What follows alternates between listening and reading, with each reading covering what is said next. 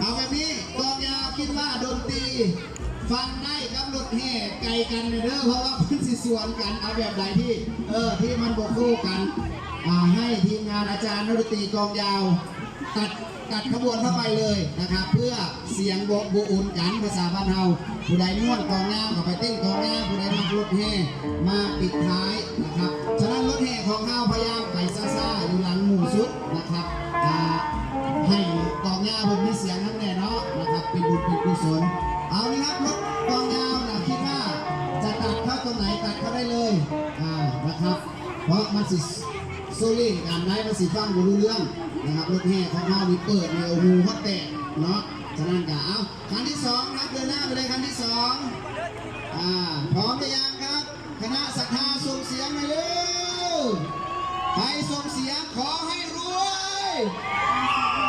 ผู้ใดบ่ส่งเสียงกับเป็นนี่ทกศออมสินต่อไปเด้อเสียงขอบพระคุณมากมายนะครับท่านที่